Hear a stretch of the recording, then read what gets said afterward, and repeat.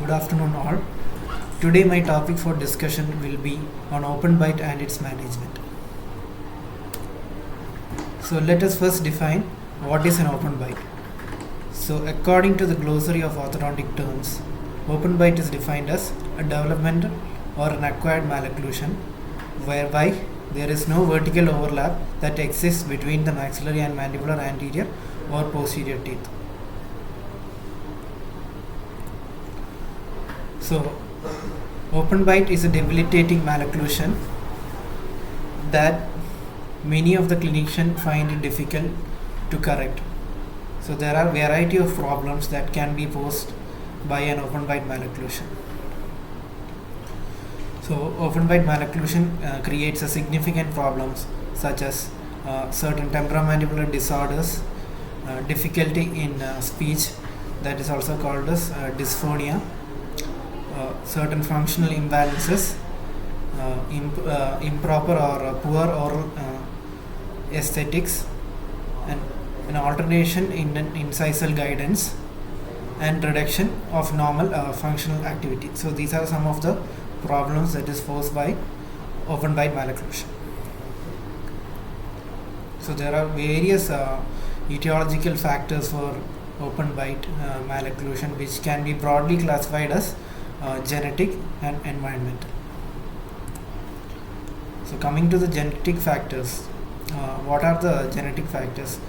So they are genetic components which are related primarily to the patient's inherent growth potential. So there can be altered morphology and size of the tongue or the posture of the tongue that can result in a development of an open bite malocclusion. There can be various disharmony in skeletal pattern of maxilla and mandible. There can be imbalance in vertical relationship of both the jaw, that is the maxilla and the mandible. Certain environmental factors such as abnormal function, that is thumb sucking or digit sucking habits, tongue thrusting habits, and mouth breathing habits. Certain neuromuscular deficiencies and trauma to the condyle or trauma to the dentition or certain degenerative diseases, all these can result in further development of open bite. So how do we classify an open bite malocclusion? So they can be broadly classified as the region involved, that can be mainly an anterior or a posterior open bite. Certain etiological factors such as dental and skeletal open bite. While we clinically evaluate the open bite, it can be a simple, complex, or a compound open bite. Can be infantile or an iatrogenic open bite. So, along with the clinical examination, we also need certain cephalometric criteria to diagnose an open bite malocclusion. So through certain cephalometric criteria, it can be classified as dentoalveolar open bite, a skeletal open bite. In a skeletal open bite, we have a open bite with a class 3 or a class 2 skeletal malocclusion. So while clinically diagnosing an open bite, how do we differentiate between the open bite, whether it is a skeletal or a dental one? So in a skeletal open bite, we have an increased downward and backward inclination of the mandible, and the angle of the mandible is greatly increased. Also, it is skeletal open bite is also related to excessive vertical growth of the dentoalveolar complex, especially in the molar region. So clinically we can see that there is occlusal contact only at the molar level, and both the occlusal planes will be diverging anteriorly.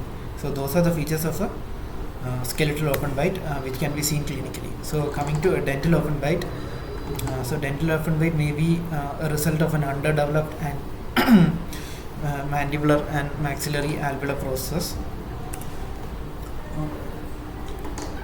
It is primarily due to reduced incisor and dentoalveolar vertical height also. So while we see dental open bite, it has occlusal contacts in the premolar and molar region, with the occlusal plane diverging from the first premolar on forwardly.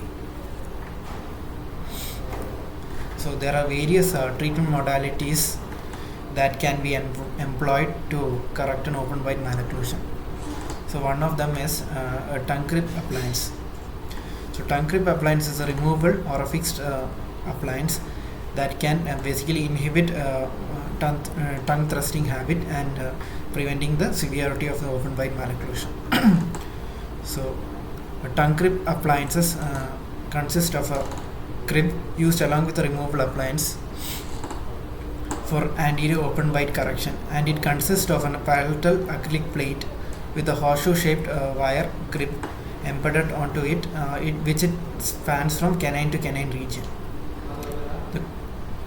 Normally this crib is placed in the area of local tongue dysfunction and wherever the malocclusion is located, so it can help in preventing the open bite malocclusion. So while diagnosing an open bite malocclusion, we also have to see if we need any surgery to correct any airway obstruction, and such as turbinate surgery, adenoid and tonsillar removal surgery, or if the patient is having any allergy, we need appropriate treatment for the allergy also. So while diagnosing this open bite malocclusion, diagnosis of the upper airway obstruction and decision for surgical intervention should also be included in treatment of the open bite. So a team of specialists is normally employed in orthodontic treatment in certain severe cases such as some open bite malocclusion. So certain lip and tongue exercises can also be employed or advised to the patient or a child, which can further improve the open bite malocclusion. So what are those exercises? So the patient can be initially advised to hold a piece of paper between the lips in order to improve the lip seal. So correct swallowing pattern can be instructed to the patient, and how it is done is by placing the tip of the tongue onto the palate and closing in the teeth and the lips and swallowing with the tongue held in the correct proper position.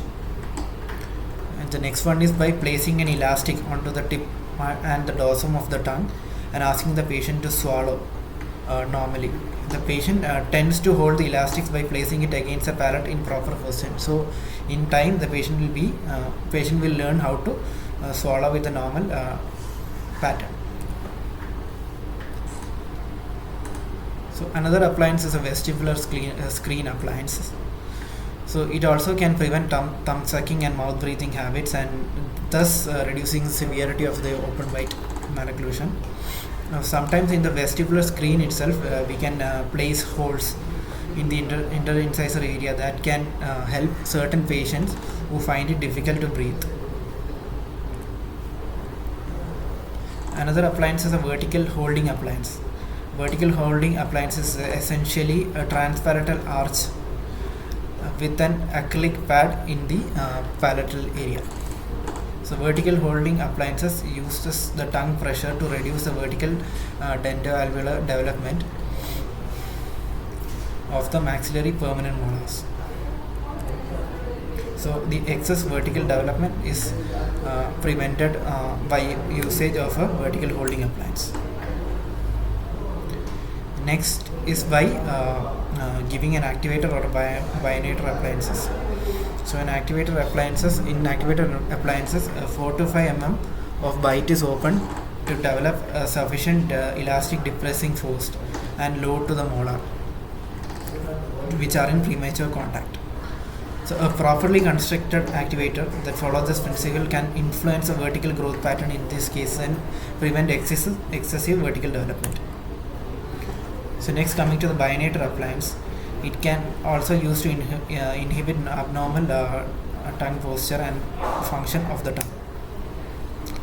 So bite is constructed as low as possible, but a slight opening allows the interposition of the posterior acrylic bite blocks and prevent their extrusion. So functional regulator is another bifunctional appliance that can be employed to reduce the severity of an open bite malocclusion. So functional regulator 4 appliance along with the lip exercises cause improve contact of the lips, reducing the tongue protrusion and cause the tongue to move back into its normally held position in proximity with the palate during deglutition process. So a palatal bow is placed in the frankel 4 appliances, and it is placed behind the last molar to permit the appliance to shift in the posterior direction. So this allows the mandible to close up and forward in a more favorable direction, reducing the mandibular plane angle. So orthopedic appliance also can be employed to reduce the severity of the open bite malocclusion, such as an occipital headgear in conjugation with the chin cup appliance. So in the mixed dentition period, the open bite patient, we can intrude the upper first permanent molars, permitting closure of the open bite. So occipital headgear along with the transpalatal arch can also be used to control the inclination of the molar as they are being intruded. So approximately around 3 mm of intrusion of the molars can correct the open bite malocclusion or close the open bite. In addition to vertical pull chin cup, a transpalatal arch can also be employed which can intrude the upper molars while preventing the eruption of the lower molars also. As the open bite is closing in these cases, the mandible have a hinge movement, an upward hinge movement, and hence reducing the height of the lower face. So this is a pictorial representation, diagrammatic representation of how the open bite is reduced by giving an occipital pull headgear along with a chin cup appliance.